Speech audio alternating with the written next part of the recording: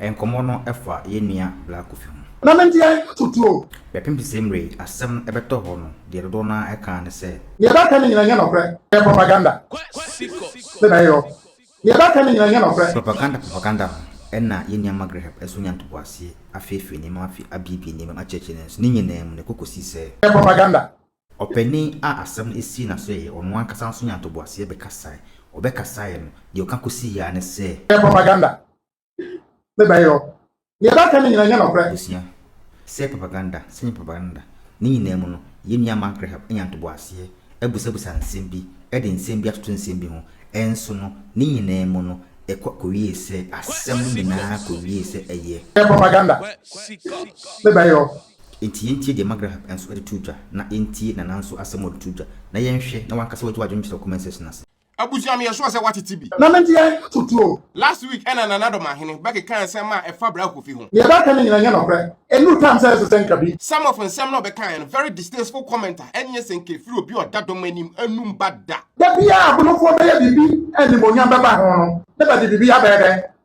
abata ho ne semba ko kan se bibia bra kofi go through no enye nokore ni nyina ye propaganda propaganda na yo ye ba kan nyina nya no pre you see this is very disheartening to listen to, especially coming from Obi like Domahene, with all things considered. Because if any black of you go through Nina propaganda there, then a whole lot of people are very smart, has to come together to make this propaganda not actually happen. Propaganda.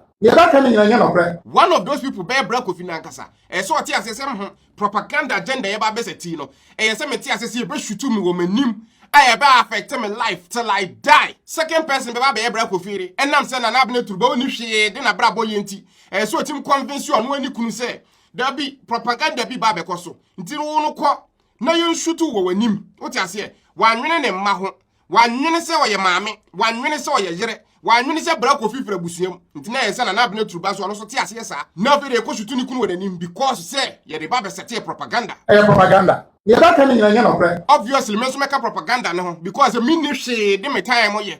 Na mpese me waste me am time. Ne wo a wo hwe me videos wo so wo time nti no. E se nyanto boase na me kire kirem. Say propaganda ni besi no. Na me so me wo ho. Se ne be ya ba be kire kirem antro say ni ne course. E na nya ya me ensan ko a na nasu mahene so ka ho. Odo so otumfu achinchim na dwene te se kashire. E na afi de waka kire ne se me pese me ya ade bi. Nti na se wo no wo ni Kofi Adoma nya conversation. Se ne be ya Kofi Adoma be ba doma na afi de festival bekoso na fe de yeshutu no wananim ya otumfo is that powerful enye na nasuma hene nko Ibrahim Mahama kwaku atene obi odi ni sika abo abra Kofi up to this point bia no sankofo no so yesi otumfo ne omunyina kasa se asem ni si wi a so omunyina akọ no mu donate sika de ma bra Kofi e free say omunyina nim ne omudi omusika beye propaganda ye ba kan nyina nya no pre and amanfo mabu omudi nya omunko but also amanfo etena se put this whole festival together because without the festival no there won't be any shooting and without any shooting no there won't be any propaganda and wait that is you nana because if says also this whole thing to break off propaganda yeah nani nana any die kwanso propaganda no nani also can you actually started it because without who fashion no one would have come there and then no one would have gotten shot in the face and if says so tumfo and atena manhia ahyehyɛ say adwuma wei ama amanfo amake kan nyina dia nani otumfo just so very powerful ankasa o wadwena ye de twere bible ni bi because in this whole propaganda circle no nipa no otumfo no propaganda ni dia tia no say nipa no so ka propaganda ni ho bi. Does that make sense? Propaganda. Yeah, that can mean no pre. So to recap no, if say na Domahene say na to bra Kofi propaganda dia. Na ne say na otumfo team that bra Kofi sam ho. Opeso good Domahene nanim ase e wo no ankasa na fa hyase. Di bra Kofi nti ase so okọ ho a ye betutu abonani. And then black Kofi so ase. And to make this happen no, otumfo na ankasa besia reche out na nasumahene. Se na be ya na nasumahene ni mom na be frɛ Kofi Adoma. Se na be ya Kofi Adoma betimi akwa afahye no. Di se black Kofi kwa afahye no. Na se tutu no bonani wi a na watena se na watwen. Bosome ansa na wa managere aba be ya video wa kira manfo se black Kofi kwa Domahene festival no. Abuja ya tutu aboni kunani na se bra Kofi yire yesa video ni wi a na ne otumfo na nkasa wase akwa convince abonofo dedefo na omfro mo ho bloggers no ya na wa ba be convince om so omra ma medi bra Kofi yire atem na so mudi bra Kofi yire atem through some level bia na ne magra he baba na wa ba be kirikirem because afasha no for this propaganda to work no mema ono so awo hobi na fe ye de bra Kofi akwa hospital wo doma Brekum, Accra, Dubai, and nam so be any enti. Propaganda. You don't tell me no cry. Na very I didn't cook hospital when you na sem no akwakodru Ibrahim Mahama kwaku aten ni amanfo a o ma show support nyina anim se na be yo mo betim de o sika over $150,000 de aba because say you know obi anim ne eso de ni sika ye and the biggest of them all to actually make this propaganda happen no se na otumfo timi dada dom ahene se onya afa hye se ne be ya ne maka nyina no e betimi asisi so pepepe Propaganda. You don't tell me no cry. Ti na dom ahene me pache woni de kwan so a still na propaganda because if say propaganda na ne Kofi Adoma is a very powerful person in Ghana, even more powerful than Doma Ahene Nankasa.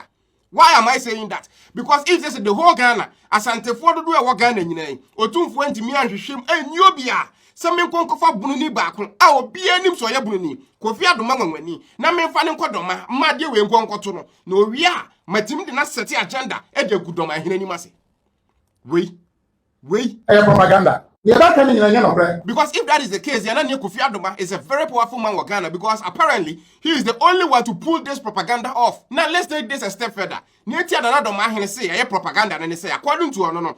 Anytime be a bonophobia DBN 9 CBA no beat the bonnet and a negative story about attach. Now if they say now cover at the power my so. The be a bonophobia DB and the Monya Baba Hono. Never did be a better.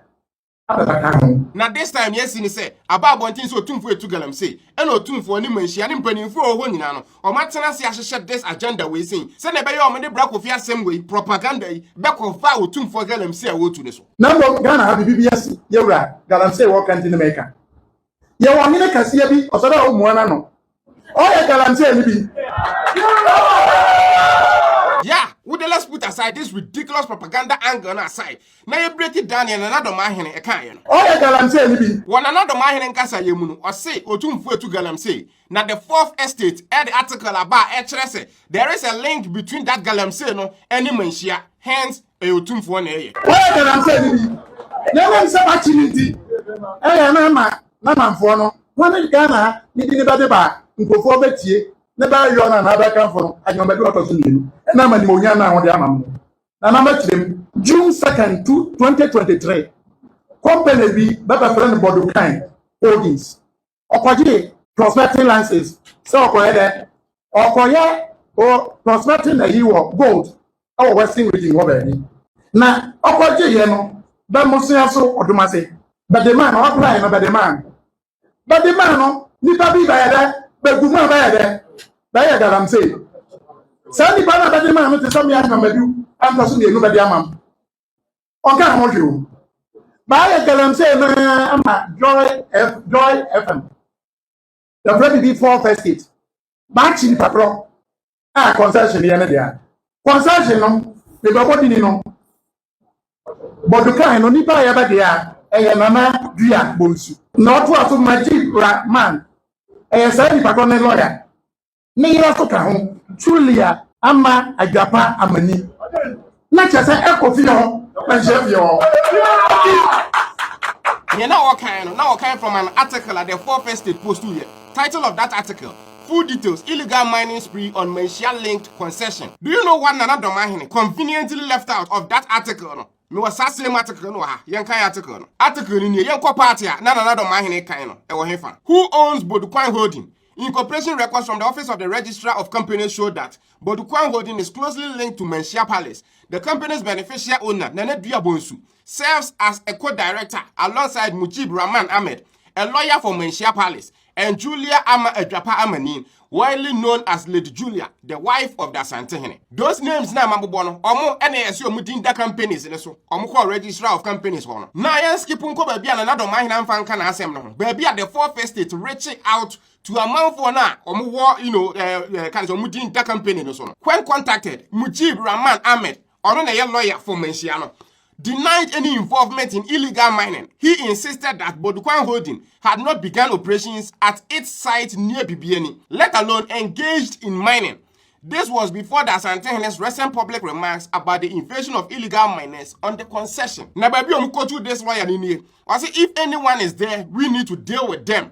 Mr. Rahman told the fourth estate, we have no knowledge of any such activity. If someone is mining in our name, it is wrong. We are not aware of it. This is from the lawyer from Menshia, at least almost statement. No. Nana don't mind him fan can because no favor some of us can. And even before this first state article, Nekurano, now no one can say Otumfo, Ababeka say, a month will be made to Galam say, or more credit dear run on a concession. Articles are there. Now here is the crazy part. Timeline, here. Date ya BSC no, here kasa. The first state article Nana Domahini, Eddie making a point no. Obu post to sa article no on 6 March 2025. Otumfo no ankasa bab on Timbeka say illegal miners. Eddie dear run on a concession no. That date no was 14 February 2025. Kofi Adumango weni, ye shootu when no. And no happen on 20th December 2024. And a black of year. Nana Benetruba, the first video about a year or the chairman for the same now to Nikunu or the man. Or yes, a video on 18th January 2025. He was shot in the face. Indeed, another man said the whole black of fit near propaganda. And yes, and Kasadi and which in this case, so to Galam say, and son, did they know a mother propaganda? No, say you should to black of you and a name, according to you and Yanakurano. And no more about the fact is so to Galam saying so. But how did there be? Propaganda ni can happen. And sana the crocodile babe home propaganda dia kovaso. And sana no kurampukuresi. In which word na sadio is making sense? Propaganda. You don't come in no credit. Yes, scary ni say. Nana Domahini, high court judge. Our judge a man for based on facts and evidence. But when it comes to this specific case here, according to him, na propaganda. No could be any. Propaganda. You don't come in no credit. Now let's indulge him for a second. Even if said this whole thing, according to Domahino, and you know, create a propaganda upon various evidences, videos are hold on in the kika. Even if say you know, based on evidence and facts at hand, you know, and say a word him who say, even if the same point I'm angle back, and some no insist so at least based on timeline available. Propaganda. You don't come in no credit. Now the reason why I'm doing saying another Domahino and penny for one young to was and research this specific story and say one. And your mojuma. Second, they for na omugu net is according to them, omu defended on my hina sem man from on the bloggers. I'm thinking so omumu be and a Sunday death story, the man another mahine. Those people no, they have no idea what they are doing. Sako for no mini money at him did. And this is a sako for way be. Send the war him paul to send a domahine. BB, not a action on it. Send a bear bab on tia be a month for be do as Santa Hina top. And now say, send berries now call Fadis who go fiat the man story and apa. And the crazy part will be in say, two one Sakran didn't ask him Babekan. So if there's a whole balance of Babekan, like it's a new expose type of tenor. You see, another man in buy your Babekan when everything was said and done. Onumum you didn't attempt, not to tumfo. Decided therefore another man drinks or mumu buano. Sanko for na pen and imbuase, Sanko for na and a pen here. Because none of them knows what they are doing. When it comes to PR, when it comes to being an assistant to they Charlie, what are you the next point you make here? So another man on tutu. Nasawo, but the way you have a second and say, and you the piano, then says, how do you know, or the Anguasioba? One didn't remember sacrifice, like your mother to me. Namentia tutu. And after he said that, to a room full of a handful, and in penning for no, you could hear say a man for a bomb in some. A man for being more sorry. Namentia tutu.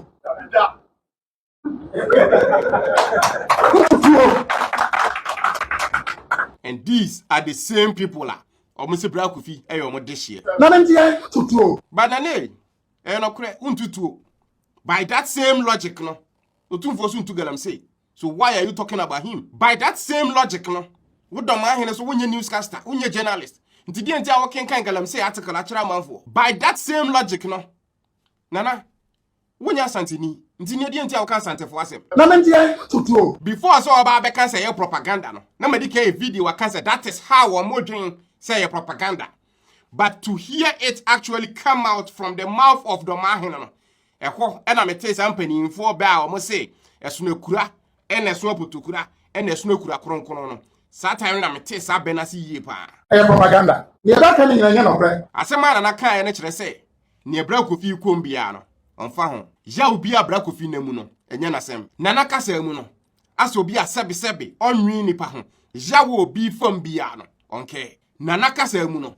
And cherese sebi, or you'll be a woma. Nanaka semuno. And cherese sebi, or you'll be a papa. Nanaka semuno. And chereso you'll be a sebi bit me a dino. Nanaka semuno.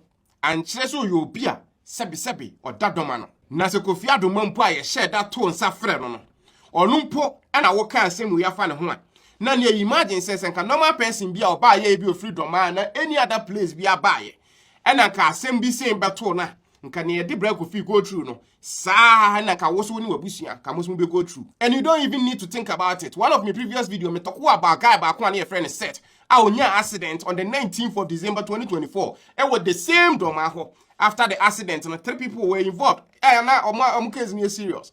The guy no the set and couldn't even sit down for over a month. Mufra guy no na mu misale say mwa ben na kwa no phone call cry free bi.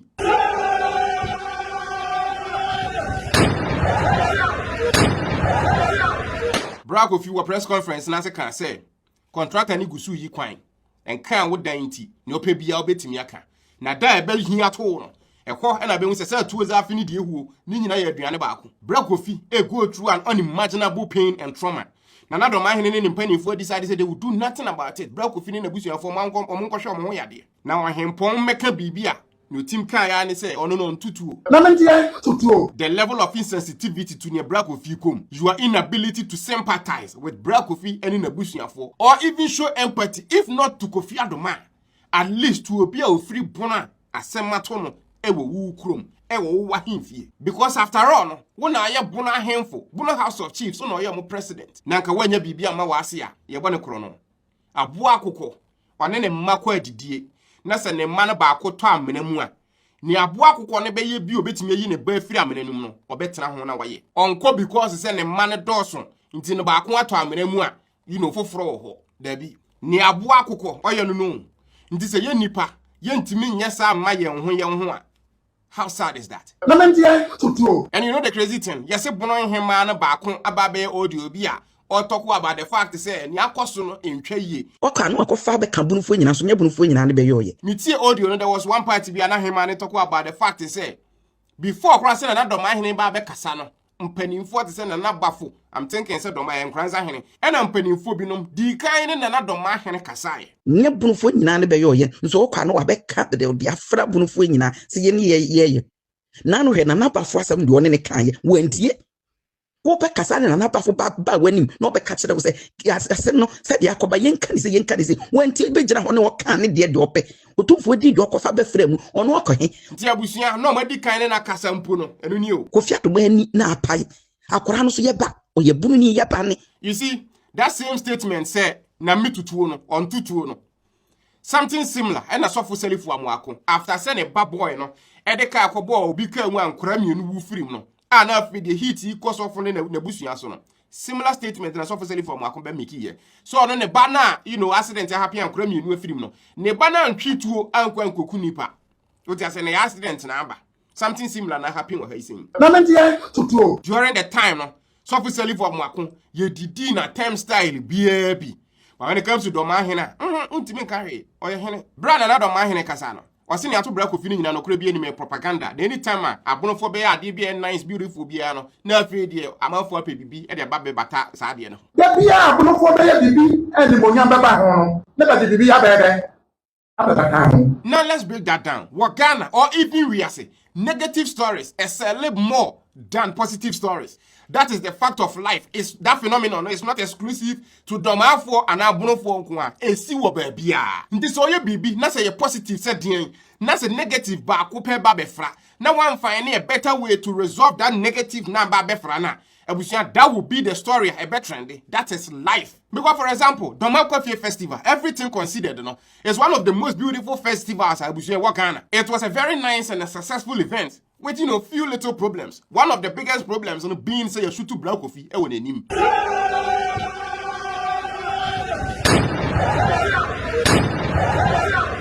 Ghana, you nim send a negative stories a trendy fa. And I would doma hene kura de Ghana no. Within young man for binum de, and no you can a Bra Kofi and I blame to back and say, Mem my young fast am no my even online and I say, baby, young keep on the cam, none fashion.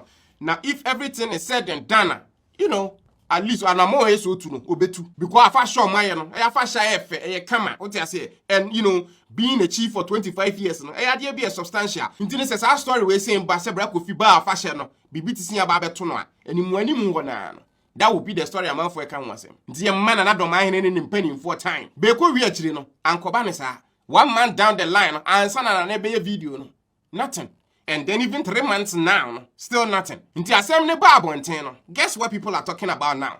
Black of Yasem, not to festival FNO. Because say, time and I say, take the result for the negative story properly, no. Went to me and yes, sir. Until what this case, you know, Nana, and the Quans are 1 away. The man found me show 2 for and propaganda be a cost baby. None of that. You want make a CB or Sada Moano? Oh, I can say, make I call the Mafashe we sing. There was a time, I think the blogger has been doing videos, beyond posting online, and now I started getting traction online. Say, Doma Coffee Festival, no Nipama. That was not the truth. Nipa by Ankasa. So at that point, no one was actually, disproving Sati, because at the end of the day, people just insult, it is what it is. Then time, the Nabra Kofiaba back to Accra. He had to actually post a video disproving that notion, say, Doma Coffee Festival in Nipama. He just said, in some people who now share effort to Nipa put in, and all these things, That's what cut to any. Bra Kofi, yes, he couldn't even see properly. A drone you did good in this one, ne blame when he like, based on how I now explain normal. You can't even read stuff properly. But throughout that period, he posted that video. And what happened?